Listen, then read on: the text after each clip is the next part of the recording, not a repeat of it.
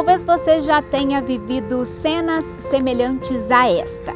Caminhar sem saber muito bem para onde você está indo ao pensar: o que eu estou fazendo da minha carreira? Quais são os passos necessários para alcançar o tão desejado sucesso? Olha, eu estou aqui para te dizer que não existe fórmula mágica, mas existem passos que podem facilitar você alcançar o próximo nível. Este é um dos temas principais do Café com Drummond de hoje. Eu estou aqui no Complexo Turístico de Parauapebas para te dizer que a sua dose de diálogo e inspiração já está no ar.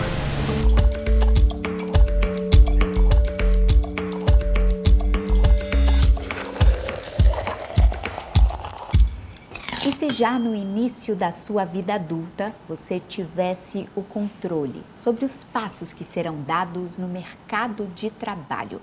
Se você soubesse quanto é que você vai ganhar, quais cursos conseguirá fazer e quais oportunidades se abrirão para a sua vida? Parece fácil, não parece? Mas é possível trilhar um roteiro onde não necessariamente você tem o controle, mas você consegue prever algumas variáveis que podem te auxiliar neste caminho. É por isso que hoje no Café com Drummond nós estamos aqui com ela, a Vanessa, que veio para abrilhantar mais um dos episódios do nosso programa. Você vai entender quem é a Vanessa e toda a construção de carreira que ela fez para ela mesma e hoje para centenas de milhares de funcionários que estão ao redor de várias partes do Brasil e do mundo e conseguem consolidar esses passos que muitas vezes são tão difíceis, mas fazem toda a diferença para quem quer fazer a diferença no mundo e trabalhar com aquilo que você gosta. Seja bem-vinda, Vanessa. Obrigada, Isis. Um prazer estar aqui nesse programa lindo, nessa primeira temporada do programa. Estamos aqui para dividir um pouquinho da experiência, né, com o público. Acho que vai ser uma tarde gostosa. E olha, nesse cafezinho pós-almoço a gente gosta de tratar os temas em profundidade, mas a gente se aprofunda com aquelas pessoas que fazem parte da nossa rotina. Então eu quero que você se apresente para a nossa audiência, para que eles saibam quem é a Vanessa. Vamos lá, Vanessa Mendes, psicóloga, 42 anos, mineira, mas no Pará já há quase 3 anos, já completamente apaixonada pela cultura, pelo estado do Pará. Mãe do Davi, que é meu príncipe, minha razão de existir, filha de Valtuíra e de Tereza. Uma pessoa simples, né, que desde muito cedo eu já tinha um pouco, você falando de mercado de trabalho, eu te ouvindo, eu comecei a lembrar um pouco da minha história, né? E desde muito cedo eu já tive uma conexão muito grande com a psicologia e com a psicologia empresarial, organizacional. Então desde muito cedo eu já quis trabalhar a empresa. Não me pergunte muito por quê. Eu já fui um pouco exposta, minha tia, que morava com a minha avó, já atuava nessa área, já era uma psicóloga organizacional. E acho que me vendo ali no meio dela, ela analisando testes psicológicos, eu já comecei a entender que aquilo era algo que eu queria e fui traçando a minha carreira toda nesse sentido e estou aqui hoje, há 3 anos já aqui no Pará. E Vanessa, para as pessoas entenderem, hoje você atua em variadas frentes, né? Todas relacionadas ao mercado de trabalho. Você está numa grande empresa, eu acho que é legal você contextualizar as pessoas para que elas saibam o que de fato você faz no seu dia a dia. Hoje eu sou responsável pelo RH das operações da Vale no Norte e Nordeste, né? Especialmente aqui Pará e Maranhão. Quando a gente fala das operações, eu estou falando de porto, mina e ferrovia, então toda a parte de escoamento do minério aqui para Pará e Maranhão. E ao mesmo tempo, em paralelo, sou vice-presidente da BRH. A BRH é uma instituição, a Associação Brasileira de Recursos Humanos. A gente tem seccionais em todos os estados, uma BRH nacional responsável por todas elas. E estou aqui, estou desde já há mais de um ano e meio na BRH, mas desde o início do ano como vice-presidente.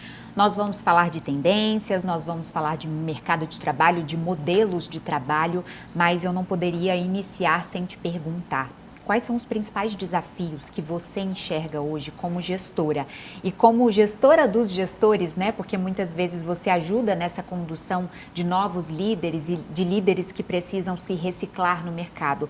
Quais são os principais gargalos, as dificuldades enfrentadas nesse link entre as lideranças e os colaboradores? Quando a gente fala de relação interpessoal, nunca é simples, né? Não é uma equação muito concreta. A gente fala de emoções, a gente fala de situações diferenciadas.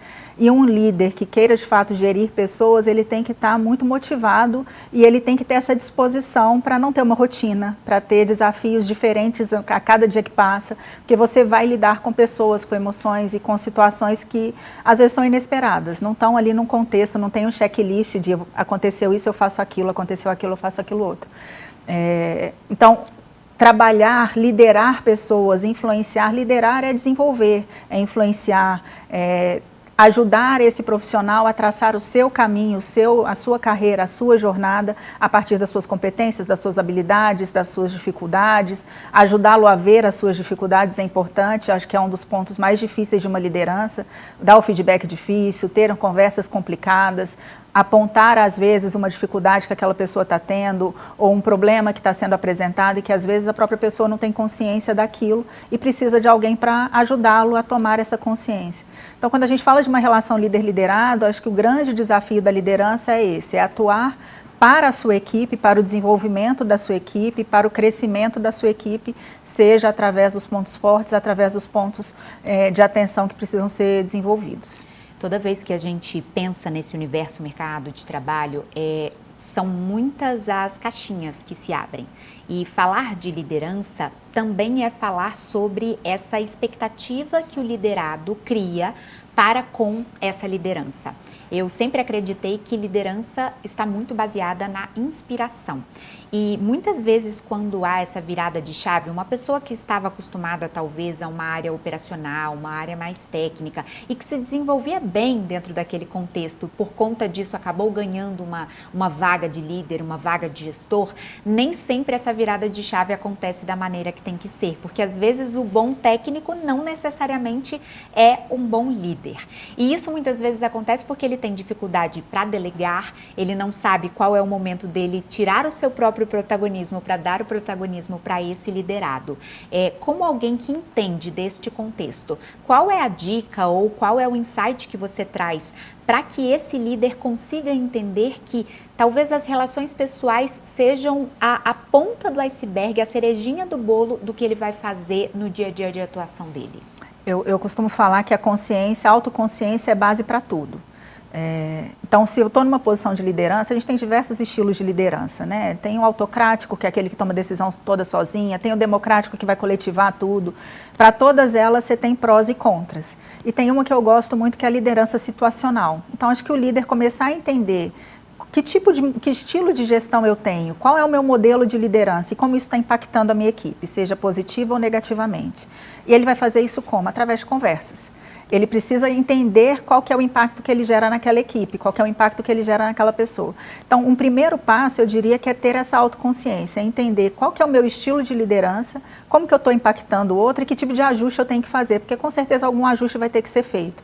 Quando eu falo da liderança situacional, é isso. A liderança situacional, ela traz elementos de flexibilidade. Para liderar a ISIS ela vai precisar de um gestor que vai acompanhar mais de perto, que vai dar mais direcionamento, que vai acompanhar mais de perto. Para acompanhar uma outra pessoa, é uma pessoa que vai precisar de muito mais autonomia, que vai querer caminhar muito mais sozinho e que vai se motivar muito mais com isso.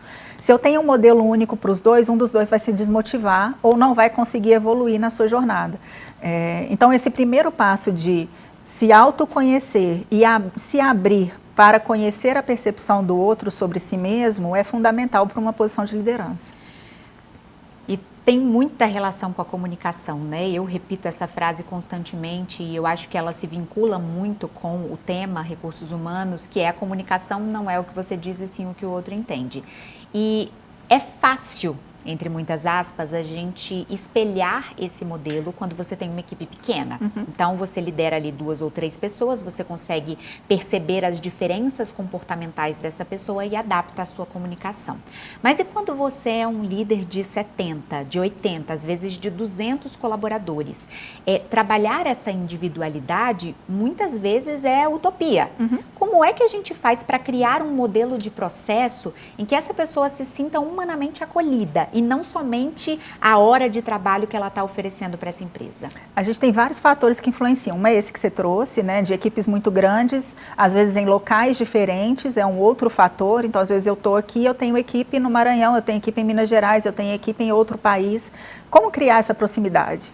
Eu acho que a pandemia nos ajudou um pouco nisso. Ela nos trouxe ferramentas e nos mostrou que é possível trabalhar e ter relações interpessoais e ter conexões de uma forma diferente. A gente foi se adaptando.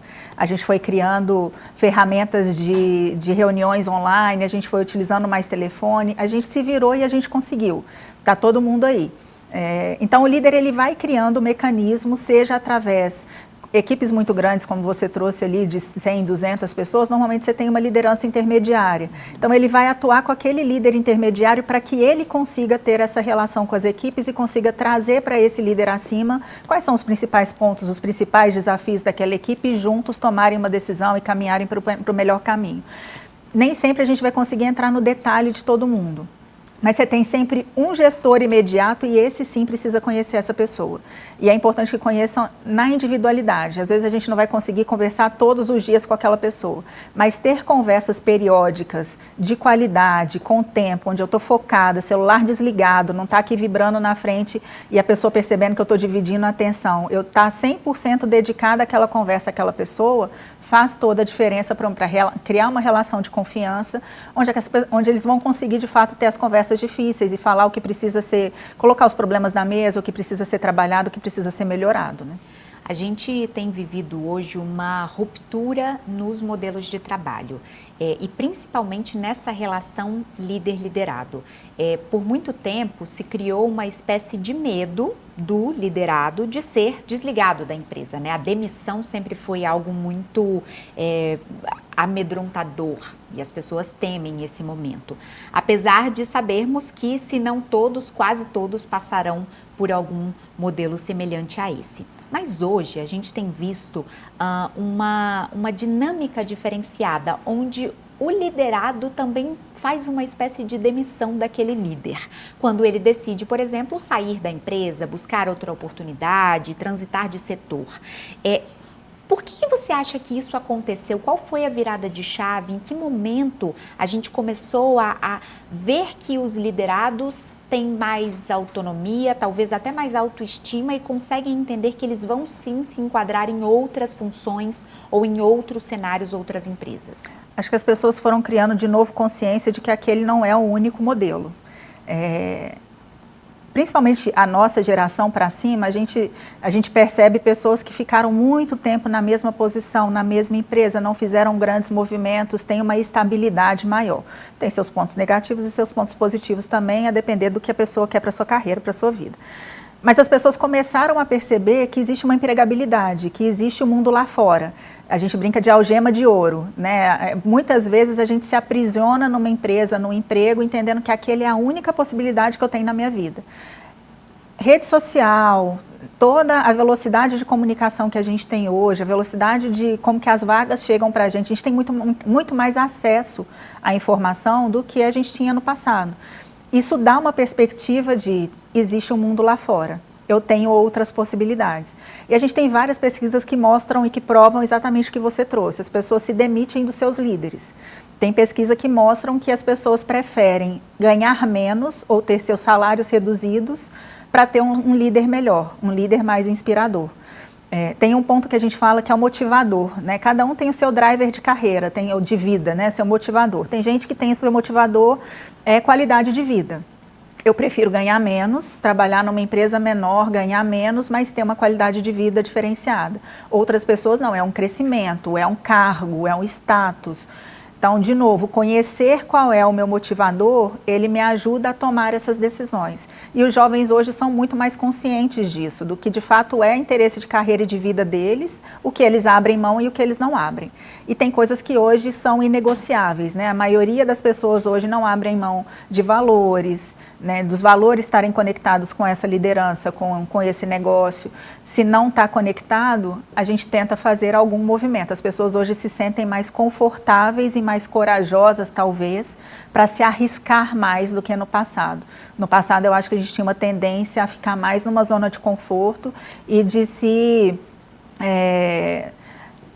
assumir que aquele é o seu lugar, né? Eu tenho que passar por isso, é o chefe que eu tenho, mas eu preciso segurar esse emprego, eu tenho uma família para cuidar, eu preciso do salário no final do mês, sem conseguir ver outras possibilidades.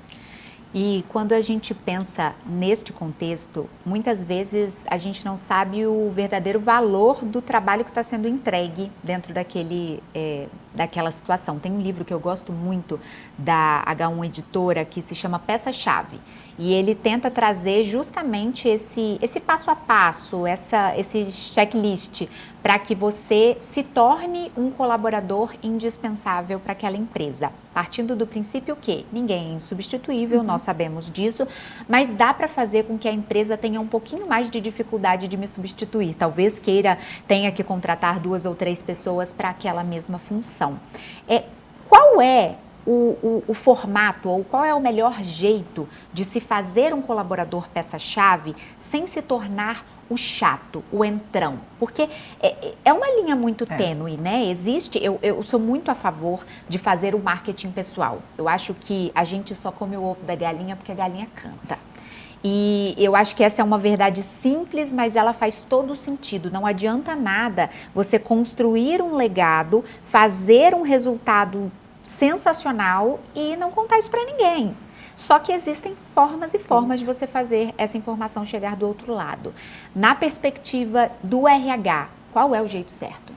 E acho que é exatamente isso que você trouxe, é uma linha muito tênue, né? Você se fazer importante para a organização, se fazer necessário, ao mesmo tempo não centralizar e vou esconder a informação porque só eu vou ter essa informação e a empresa vai depender de mim. Então, acho que hoje as empresas procuram e olham para profissionais que são potenciais e que são realmente importantes para a organização, são aqueles que disseminam conhecimento, são aqueles que demonstram uma habilidade de liderar mesmo sem estar em posição de liderança, porque o líder não é só o cargo, é um comportamento, é uma forma de atuar. Então, eu posso ser um analista, eu posso ser um engenheiro, eu posso estar numa posição de operador, de técnico, e eu posso exercer uma influência positiva sobre os meus pares. Isso é uma forma de liderar. Então, tem alguns mecanismos que a gente pode ir construindo ao longo disso e que vão mostrar para a companhia que eu sou uma pessoa importante para estar aqui na organização. Trabalhar de uma forma coletiva, de uma forma humilde, sendo sim uma especialista no tema, dominando o tema, mas sem ser arrogante. Eu concordo plenamente com você com marketing pessoal e eu recebi esse feedback durante muitos anos da minha vida, que eu era muito fechada, que eu não compartilhava as coisas. Então tem também uma linha difícil de se cruzar aí com marketing pessoal, que é o quanto que eu estou mostrando por mostrar, porque eu quero mostrar que eu sou melhor do que o outro, mas como você trouxe, tem a forma, eu quero compartilhar mais do que mostrar. Eu quero contribuir mais do que mostrar que eu estou fazendo mais do que o colega do lado. Eu não quero passar por cima eu quero que ele venha junto comigo. Eu quero que ele cresça junto comigo. Então, cada dia mais as organizações percebem que isso é uma competência diferenciada. Um profissional que consegue ser referência, ter um nível de profundidade na sua competência técnica, mas ao mesmo tempo compartilhar isso com os demais, ele eleva o nível da equipe inteira e com isso o resultado da organização é melhor. E o que a gente procura é o resultado do todo e não do indivíduo. Então esse eu acho que é uma peça fundamental ali para quem quer se destacar. Ter uma relação de humildade, de coletividade, mas sem deixar de buscar a sua excelência. Eu preciso sempre buscar o meu melhor, buscar me aprofundar mais, me qualificar mais e usar isso em prol da equipe e da organização. Tem um outro livro que eu gosto bastante que se chama O Lado Difícil das Situações Difíceis e ele traz justamente essa perspectiva da liderança num momento de calmaria e da liderança num momento de caos. Ele chama isso de gestor de guerra e gestor de paz. E quando a gente pensa no gestor de paz, a gente está falando daquele cara que lidera uma equipe que está em pleno crescimento, numa empresa que gera resultados e que está tudo certo e ele pode trazer ideias e todo mundo tem espaço para errar. Mas e quando o barco vira, quando o caos se estabelece, muitas vezes, seja na crise econômica ou numa crise interna de identidade da própria empresa, esse líder, ele carrega uma responsabilidade muito maior. E isso torna ele muito menos paciente, faz com que ele se torne mais individualista, ele não vai olhar com tanto zelo para aquelas posições individuais, para aquelas pessoas. E muitas vezes é simplesmente porque não é o perfil daquele líder. Quando você está numa organização como a que você trabalha, e a gente sabe que no Brasil existem outras tantas que têm modelos semelhantes, a gente está falando de um universo de mais de 100 mil colaboradores, eu deduzo, Próprios né? 70 mil, juntando os parceiros, mais de 100. Então a gente está falando aí de um universo com mais de 100 mil colaboradores, são 100 mil vidas e 100 mil famílias. Então é quase impossível analisar individualmente. E é quase impossível conseguir criar uma linha de líderes, de gestores que compactuem com os mesmos valores, com as mesmas ideias e com o mesmo modelo de trabalho. E muitas vezes aquele grupo acaba ficando prejudicado quando ele cai na mão de um líder que não colabora. Como é que uma equipe ou uma pessoa pode fazer com que a empresa enxergue que aquele líder não está compatível com o que precisa fazer, sem parecer que de alguma maneira ele está tentando falar mal da empresa ou algo do tipo? Você está falando de cultura organizacional, né? Como que essa cultura está estabelecida e como que essa liderança está adaptada ou não a essa cultura. A gente fala que quando a gente está fazendo um movimento de cultura, ou seja de mudança ou de atualização da cultura daquela empresa, tem sempre aquela pessoa que vai resistir, que vai ser contra e que vai se posicionar e vai ser contra. Tem uma que não vai se posicionar, mas vai de alguma forma mostrar pelas atitudes, pelas decisões que não corrobora com aquele movimento. Tem quem se adequa e vai sendo puxado por essa mudança de uma forma natural, sem resistência. E tem aquele que levanta a mão e fala, eu vou puxar a mudança e eu vou ajudar a empresa a fazer essa transformação. No meio dessa jornada, a gente encontra essas pessoas. O líder, por exemplo, que não está conectado e a equipe já está. Às vezes a equipe já está mais madura, mais evoluída nesse contexto cultural do que o próprio líder. Normalmente, de uma forma natural, esse líder é expurgado da organização daquela equipe. Seja porque ele não vai se adequar, e isso vai ficar muito claro para a organização, que as decisões dele, que os movimentos que ele está fazendo não estão coerentes com aquela cultura que está sendo construída, seja porque a equipe de alguma forma vai sinalizar. Quando a gente fala de assédio, por exemplo, hoje a gente tem uma quantidade de denúncias muito maior nas organizações de uma forma geral dos assédios que acontecem. Quer dizer que antes não acontecia assédio? Não, eles aconteciam, mas hoje, pela cultura que está sendo estabelecida de não tolerância ao assédio, as pessoas estão se sentindo mais confortáveis para levantar a mão e falar, eu tenho um problema aqui, eu estou sendo assediada moralmente, sexualmente, da forma que seja. Ou seja, existe um caminho para que essa pessoa passe a se sentir mais confortável e se sinta pertencente. E possa até tomar uma decisão, né, se faz sentido ou não permanecer naquela organização. Na segunda parte da nossa conversa, eu quero muito falar justamente sobre a autorresponsabilidade desse colaborador. A gente fala muito sobre as oportunidades que se abrem, mas num mercado cada vez mais competitivo, é preciso saber se diferenciar. E muitas vezes a gente vê um marasmo, um certo comportamento acomodado de parte desses trabalhadores. Então a gente vai falar sobre isso já no próximo bloco. Daqui a pouquinho o Café com Drummond aprofunda ainda mais esse tema que eu sei que você está amando.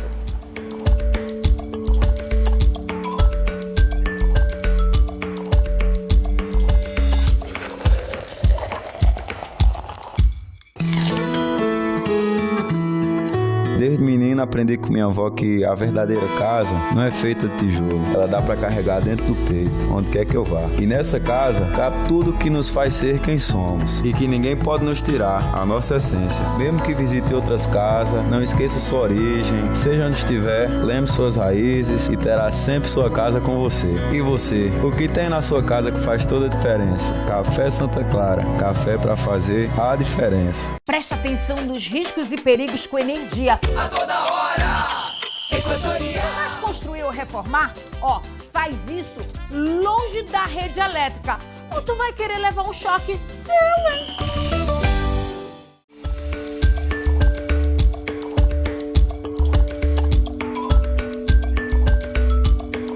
Eu sei que, assim como eu, você está amando este papo sobre carreira, mercado de trabalho e tudo aquilo que você precisa fazer para se desenvolver, passar para o próximo nível.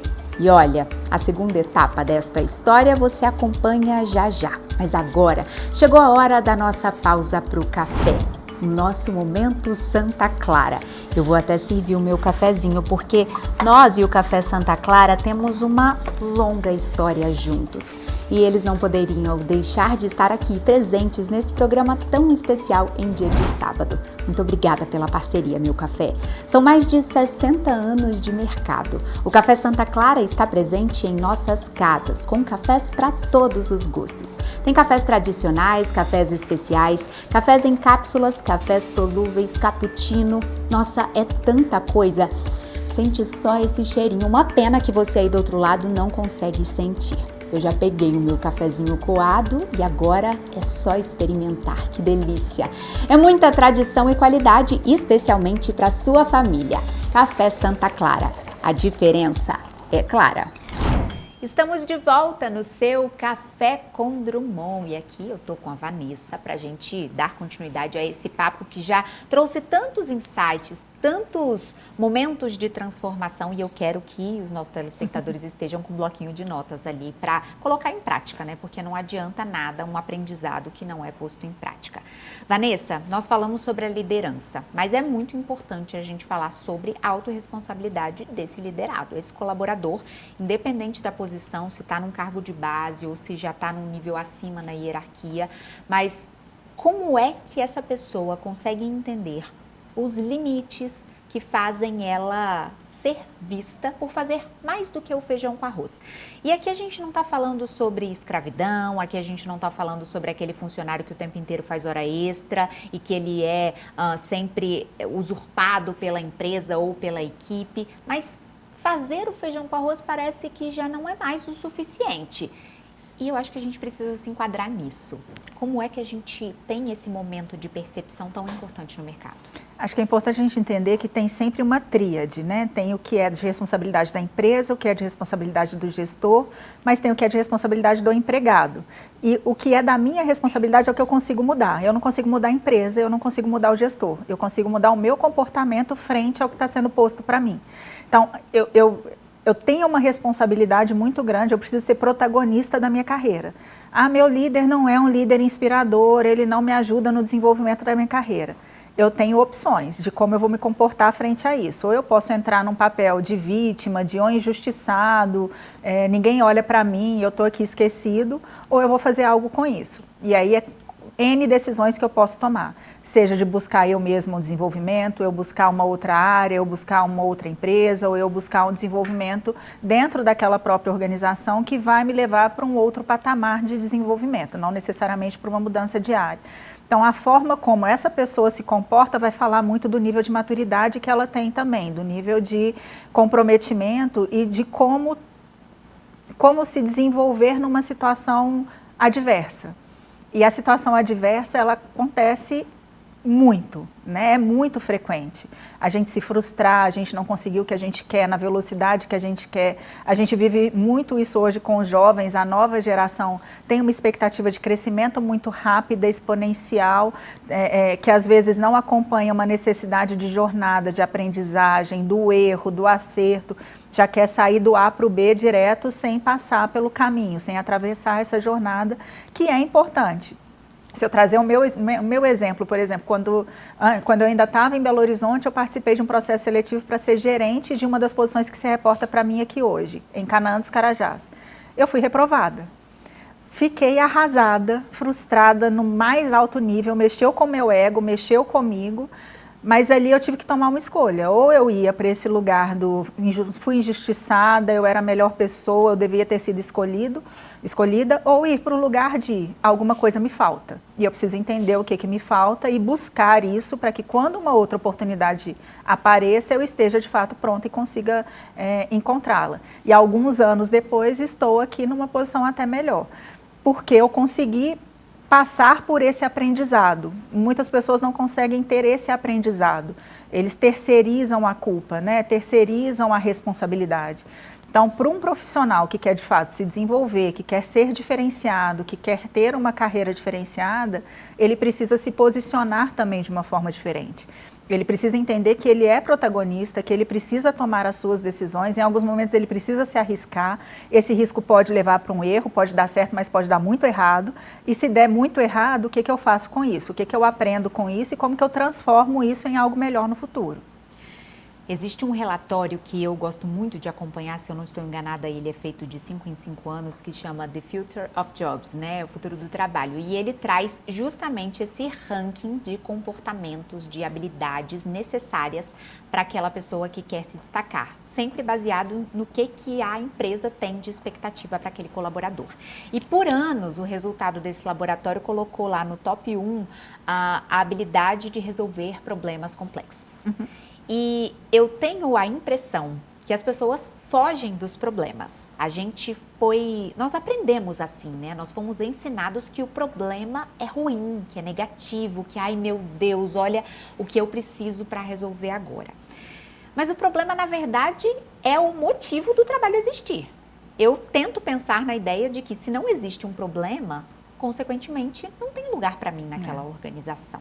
Como é que a gente faz com que as pessoas tenham essa percepção de valor da resolução do problema, não como um atestado de frustração, um atestado de negatividade, mas como uma porta escancarada, um oceano azul para que você se destaque, porque justamente nos problemas mais densos é que a solução acaba sendo mais vista. E é nesses momentos que a pessoa se diferencia, né? Que ela se mostra como um profissional diferenciado.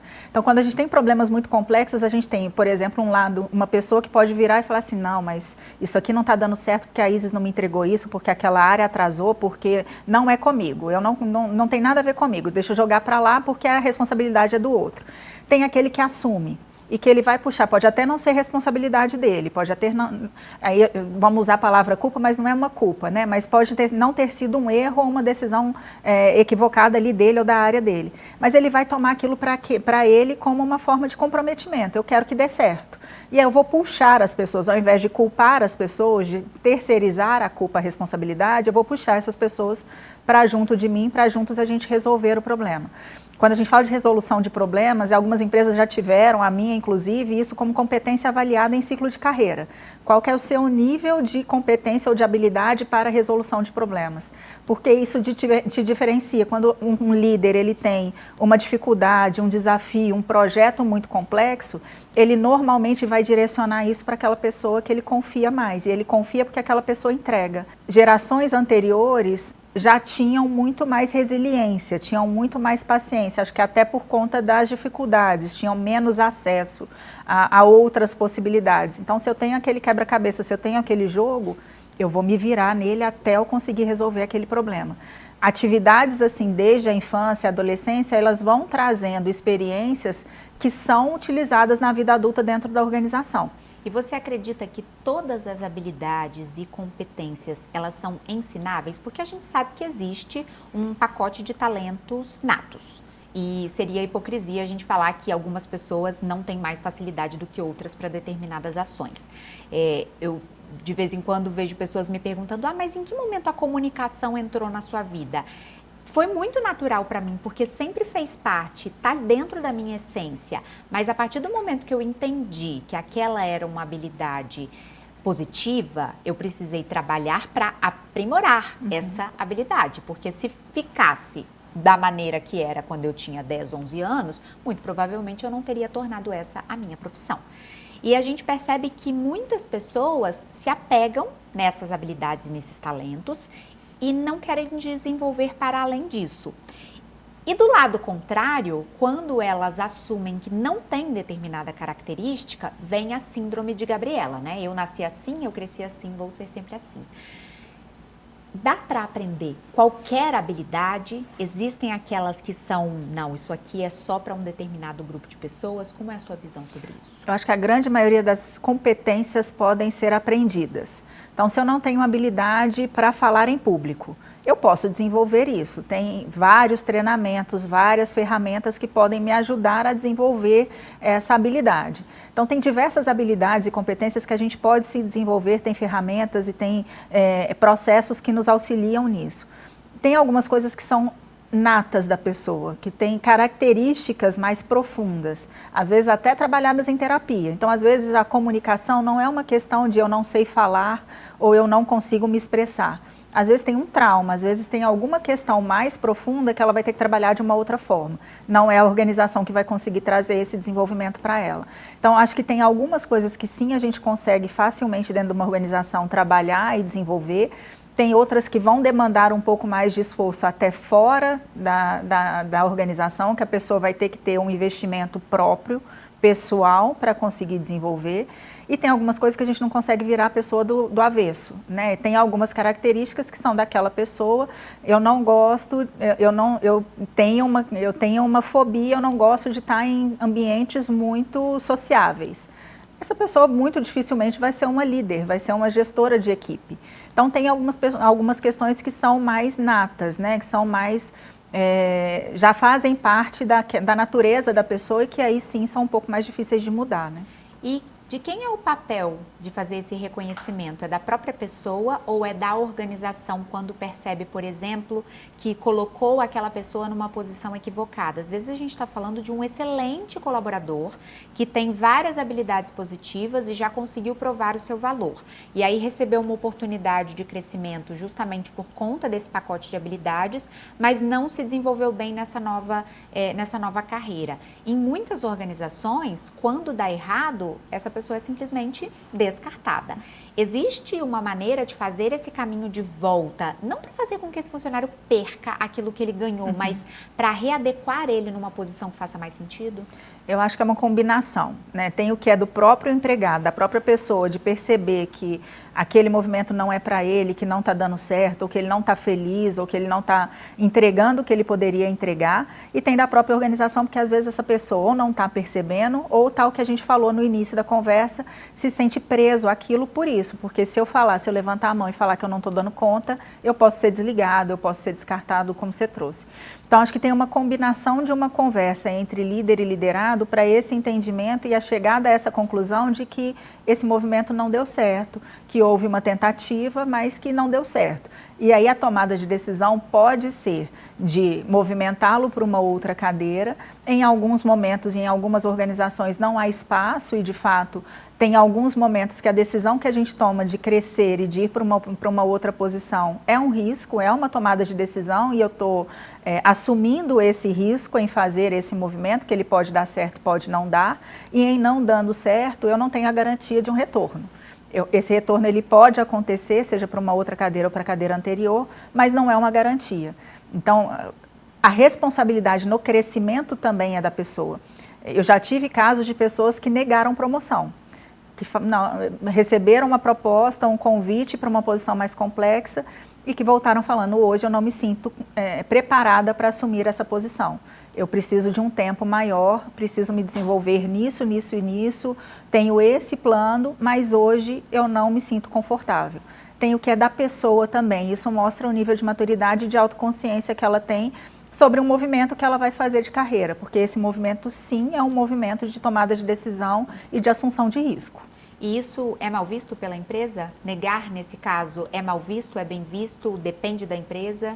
Acho que depende da forma como é construído. Tudo acho que depende da forma. Acho que deixando claro e mostrando o porquê e esse caminho, eu acho que ele é muito mais bem visto do que mal visto, porque ele mostra uma maturidade, mostra que aquela pessoa tem a carreira dela na mão, que ela tem a decisão, e pode ser porque ela não se sente preparada hoje, pode ser eu não quero, é um movimento de carreira que eu não quero para mim, eu prefiro ficar nessa posição, eu tenho para mim que aquele outro movimento é mais importante para a minha jornada, onde eu quero chegar. Acho que dos pontos principais para uma pessoa dentro do mercado de trabalho é definir, a gente é muito imediatista, a gente sempre olha para o curto prazo, mas definir e começar a refletir onde eu quero estar daqui a 5 anos.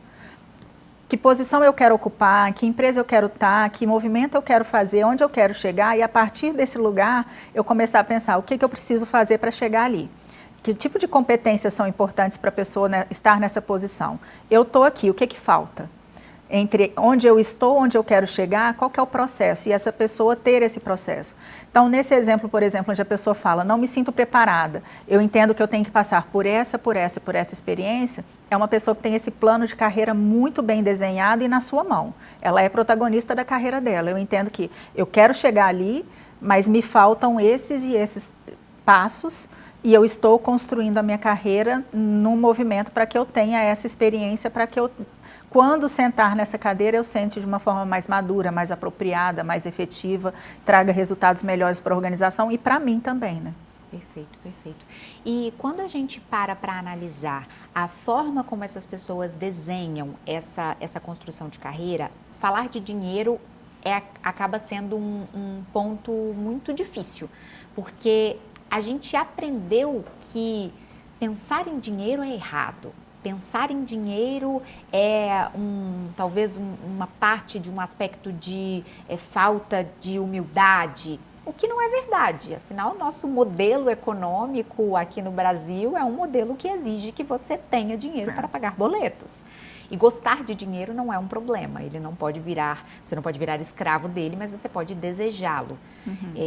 E quando você está numa empresa, e aí falando exclusivamente da posição de CLT, como é que a gente acessa esse tema, seja com o próprio RH ou com o gestor imediato, sem parecer petulante, mas também deixando claro o valor do seu trabalho?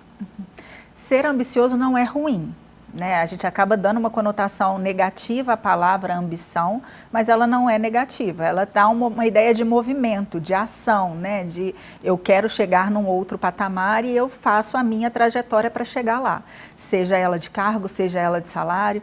Então, conversas entre líder e liderado, elas precisam ser a mais transparente possível. Seja no sentido de não estou satisfeito com o desafio que está me sendo posto, estou sentindo que eu não estou sendo desafiada, eu queria algo mais, eu queria algo diferente, ou acho que eu estou desafiada demais, eu estou sobrecarregada, eu não estou dando conta, precisamos rever o meu escopo. Seja no lado financeiro também. Então, a conversa sobre a remuneração, ela tem que existir, ela é natural que aconteça. Ela tem que ser pautada, ela tem que ter fatos e dados e a pessoa precisa ter embasamento para falar. Muitas vezes a gente pega falas de empregados, porque a Isis ganha mais do que eu. Não é sobre a Isis, é sobre mim. Então, eu não vou chegar para o líder fazendo uma comparação. Eu vou falar sobre mim.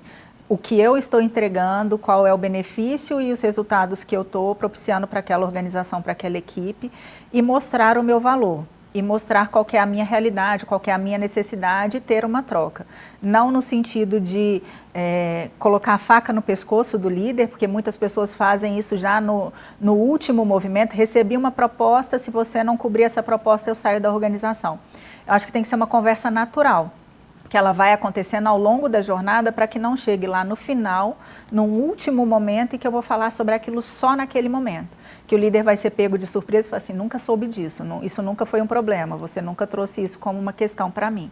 Então essas conversas, elas precisam acontecer de uma forma transparente, de uma forma natural, ao longo do processo como um todo. Nós estamos numa cidade, para os nossos telespectadores que não nos assistem aqui de Parauapebas, de Canaã dos Carajás ou de Marabá, da região aqui sudeste do Pará, mas estão em qualquer outro lugar do Brasil, a nossa região de Carajás aqui tem uma dinâmica de oferta de trabalho muito diferente de outros lugares do país. Eu diria até que uma posição mais privilegiada, por conta da condição econômica, da forma como o trabalho se desenvolve, da própria atividade da mineração. Isso me dá a impressão, e me corrija se eu estiver errada, que existe uma troca, uma substituição mais frequente. É como se as pessoas não criassem muito pertencimento pelas vagas que elas entram. E também por parte da própria empresa, que não tem talvez um mecanismo de atração e retenção desse colaborador. Só que se a gente for para qualquer outro lugar do Brasil, a realidade que bate a porta é outra. Antigamente existia um tabu de que se você tiver no seu currículo muitas empresas demonstrando que você ficou curtos espaços de tempo em cada uma delas, isso é um indício negativo de que você não tem competência para permanecer muito tempo numa corporação. Isso ainda vale? E se não valer, como é que a gente encontra o ponto de equilíbrio, sabendo que a nossa realidade aqui não é um retrato do Brasil? Você está certa, a gente tem uma realidade de um acesso a vagas muito grande, né? Seja pelas indústrias, pelos projetos, as grandes mineradoras que a gente tem na região. A gente tem sempre grandes parceiros, grandes empresas que vêm e voltam a depender dos projetos, mas tem sempre um leque de vagas ali muito grande, até por conta dessa rotatividade. Quando a gente fala dessas regiões, a gente ainda tem uma questão de atração e de retenção, que a gente ainda traz pessoas de fora, eu sou um exemplo, que em algum momento vão querer retornar para a sua base, que também gera essa rotatividade e essa quantidade de vagas em aberto. Então, acho que entender que essa rotatividade muito rápido sim traz impactos, não só para a visibilidade do currículo. Quando um recrutador vai pegar um currículo e vai ver aquela troca de empresa a cada 6 meses, ele vai sim se questionar. Se eu trouxer ele para a minha organização, eu tenho um custo de investimento no recrutamento, no desenvolvimento, na admissão, um tempo de desenvolvimento dele para que ele de fato conheça o trabalho, a atividade que ele vai desenvolver, para daqui a 6 meses ele sair e eu ter que retomar tudo de novo. Então tem sim um questionamento que é feito. Um ou outro movimento mais rápido acontece, porque pode ter problemas, podem acontecer N questões que aí vão ser tratadas na entrevista, não é o fim do mundo, não quer dizer que eu saí da empresa com 6, 5 meses, nunca mais vou ser contratado. Não é isso, há casos e casos. Mas quando é uma prerrogativa da pessoa de ficar pulando de empresa para empresa, sim começa a chamar a atenção, porque a empresa vai começar, o recrutador vai começar a se questionar se esse é o melhor profissional para eu trazer. Existe uma tendência hoje, e isso foi muito discutido no último evento da ABRH Pará, aqui em Carajás, de trazer a inteligência artificial, trazer esses mecanismos informatizados para essa triagem, essa seleção desses currículos. Mas é um processo frio. A gente, por mais que o RH tente ser cada vez mais humano, uma triagem com inteligência artificial, ela não é humana. Só que existem limitações, porque numa organização como a mineradora Vale, a gente está falando às vezes de uma vaga que recebe lá 1.000 currículos, 2.000 currículos, deduzo que para algumas posições até mais do que isso.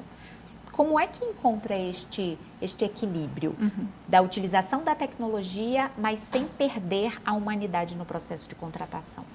Eu acho que, por um lado, né, o lado da empresa é entender cada vez mais, a inteligência artificial ela vai aprendendo, né? Então a gente precisa aprender como essa inteligência artificial ela está se configurando e quais são os resultados que ela vem apresentando para a gente fazer ajustes no que for necessário.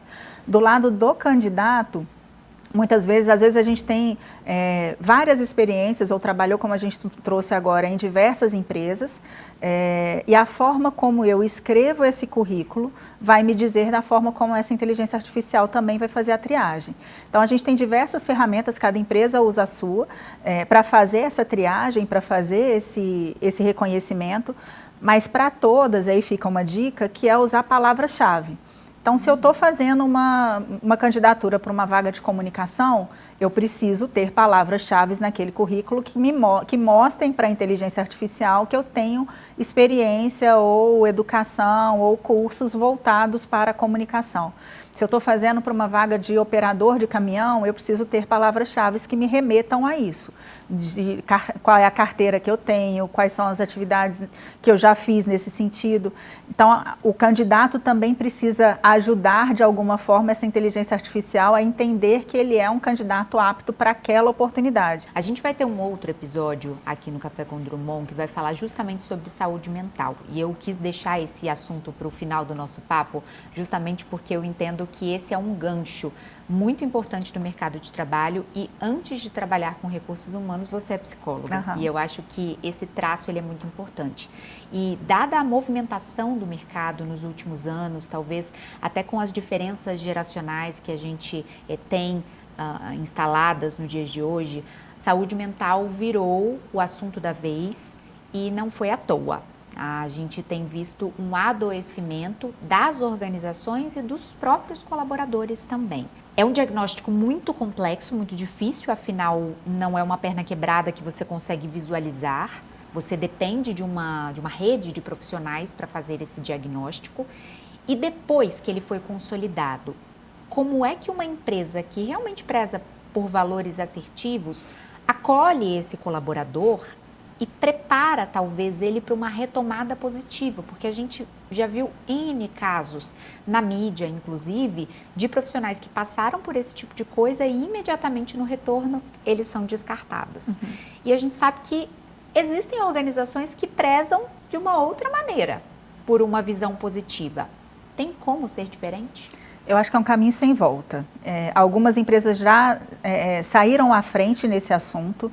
Tem empresas que a gente tem diretoria de felicidade e bem-estar, como a Heineken, Gerdau está muito à frente disso. A gente tem algumas empresas que já entenderam que isso não é só uma questão de bem-estar e de engajamento e de motivação, que é sim uma questão de qualidade de vida para os empregados, mas é um diferencial de negócio. Porque o Brasil é um dos países, é o país número 1 em questões em questões de ansiedade, de depressão, por exemplo. Isso entra para as organizações, isso está na sociedade, isso está dentro das empresas também. A gente tem um nível altíssimo de absenteísmo. Quando a gente pega grandes indústrias, o índice de absenteísmo é de 5%. Isso reflete no resultado da empresa, além de todo o impacto social e na vida daquele empregado, que é também um cuidado que a empresa tem que ter. Então é um caminho sem volta. Hoje a gente tem inclusive uma norma que é a NR01, que trata das questões de saúde e segurança no trabalho. Ela foi atualizada, as empresas têm até 25 de maio desse ano para se adequarem a ela, e uma das adequações, uma das atualizações dela foi incorporar riscos psicossociais. Então hoje dentro dessa norma a gente fala de assédio, a gente fala de ansiedade, a gente fala de depressão, que antes não estavam normatizadas, hoje estão normatizadas. E as empresas precisam até maio cuidar disso. Quais são as ações? Ela precisa identificar que diagnóstico eu tenho, qual que é a situação que eu tenho, quantos empregados eu tenho com esse diagnóstico, qual que é o suporte que eu dou, seja de uma rede de apoio, de psicólogos para apoiar, de assistente social. Então tem uma gama de ações que precisam ser postas. Então acho que é um caminho sem volta, tanto no viés social e de bem-estar e de cuidado com os empregados, quanto de diferencial organizacional para resultado, para performance. Quanto mais absenteísmo eu tenho, quanto mais pessoas afastadas eu tenho, hoje os afastamentos por saúde mental, eles começam a superar as questões físicas. Normalmente, em indústrias, a gente tinha afastamentos por questões de ergonomia, osteomusculares, esses sempre foram o carro-chefe, o número 1. As questões psicossociais já estão ultrapassando isso. Então, tem um entendimento da organização de o que está acontecendo, se eu tenho um cenário da organização que está propiciando isso, que pode ser um cenário tóxico, que pode ser uma liderança tóxica, que pode ter algum tipo de assédio acontecendo. Tem questões que são pessoais, questões familiares e da vida pessoal desse empregado que impactam no trabalho. Mas a questão é como eu ajudo, o que eu faço para mitigar ou para começar a minimizar essas situações. Vanessa, eu poderia ficar aqui horas e horas e horas, esse café poderia se estender para um jantar tranquilamente. E primeiro eu quero agradecer a sua generosidade por compartilhar o seu conhecimento conosco. A ideia do Café com Drummond é justamente esta maneira de fazer com que, de uma forma leve, as pessoas tenham acesso a informações que geram transformação. Quando eu brinco que é uma dose de diálogo e inspiração, é justamente isso, fazer com que as pessoas virem uma chavinha, plantem uma sementinha do bem no coração e possam sair daqui de fato transformadas. Eu espero te receber em outros cafés, eu espero que a gente consiga ampliar essa divulgação para outras pessoas, porque o mercado de trabalho é uma realidade desde sempre, desde que o mundo é mundo, mas isso vai se atualizando e se moldando com a modernidade e a gente precisa acompanhar essa rodinha girar. Obrigada por tudo. Eu que agradeço, foi uma delícia estar aqui, espero que tenha contribuído de alguma forma, mas é um prazer estar aqui contigo e participar desse projeto lindo. Obrigada. E agora você sabe que o Café com Drummond não acabou não, viu? No próximo bloco a gente tem aquele quadro que você ama de paixão para fazer um encerramento que vai fazer com que você tenha a sua transformação iniciada ainda hoje. Portanto, não saia daí, eu volto já. Presta atenção nos riscos e perigos com energia. A toda hora, Equatorial. Fazer gato na rede elétrica até é doido, é? Além de crime, pode ser fatal, nem brinca. Desde menino menino aprendi com minha avó que a verdadeira casa não é feita de tijolo. Ela dá pra carregar dentro do peito, onde quer que eu vá. E nessa casa cabe tudo que nos faz ser quem somos e que ninguém pode nos tirar a nossa essência. Mesmo que visite outras casas, não esqueça sua origem. Seja onde estiver, lembre suas raízes e terá sempre sua casa com você. E você, o que tem na sua casa que faz toda a diferença? Café Santa Clara, café para fazer a diferença.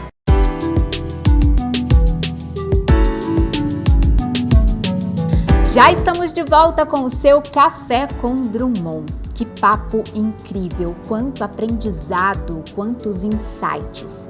E olha, não acabou não. Afinal, você ainda tem acesso ao Energia para Crescer, um quadro especial que vai trazer ensinamentos de quem entende de fato do assunto.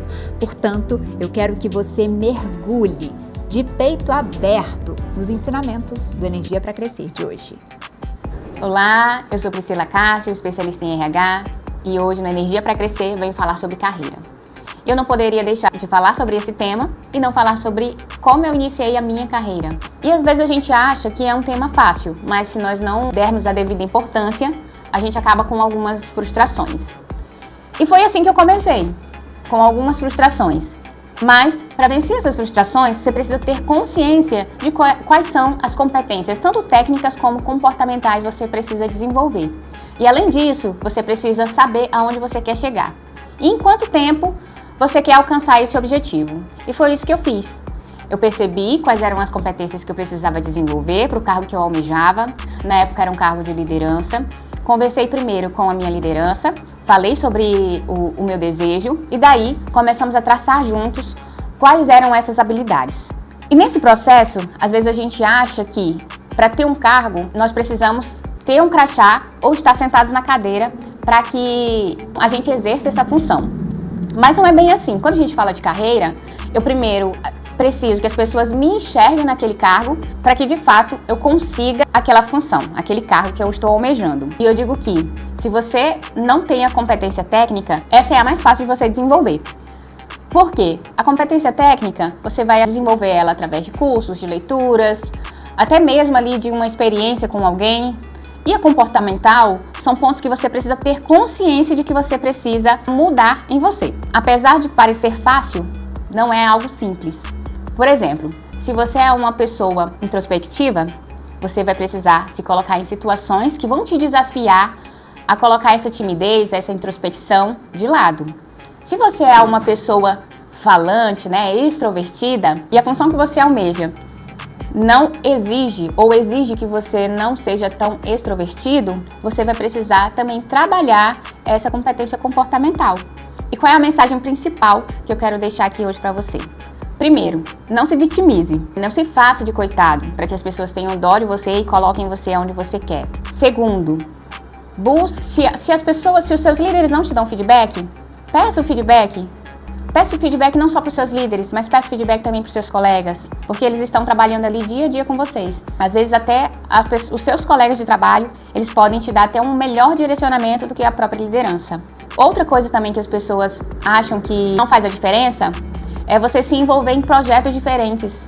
Então, dá ideias, se você não tem essa competência da criatividade, mas veja as oportunidades que você pode dar ali. Não precisa inventar a roda, mas você pode trazer no básico soluções para que a empresa alcance ali um objetivo, um resultado. Não se vitimize, busque feedback, procure atuar em projetos diferentes, em dar ideias, não seja aquela pessoa reclamona.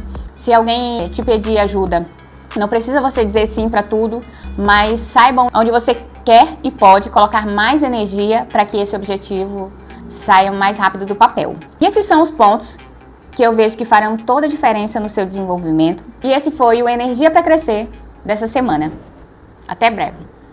Eu não sei você, mas anotei todas as dicas e já quero colocá-las em prática ainda hoje. Que quadro maravilhoso! E ele só é possível, assim como o Café com Drummond, por conta de uma parceria sensacional com a Equatorial, que a toda hora nos orienta sobre como não desperdiçar energia e sobre como utilizá-la adequadamente. Aí vai uma dica: troque todas as lâmpadas incandescentes por lâmpadas de LED. Elas são muito mais econômicas e duram bem mais. Aproveite a luz natural do dia, durante o dia, e evite ligar as luzes em ambientes que não são utilizados a toda hora. Ao fazer o uso adequado de energia, você economiza inclusive na conta de luz. Equatorial, por você hoje, pelo futuro, todo dia. A toda hora, Equatorial. Se eu comecei o episódio de hoje no complexo turístico estimulando você a dar os próximos passos, agora eu quero que você simplesmente sente para refletir, que você tenha absorvido cada detalhe dos ensinamentos passados aqui e que o seu próximo nível seja de fato memorável. Eu tô aqui na torcida e, claro, já na expectativa de te encontrar no próximo final de semana, sábado, aqui no seu Café com Drummond.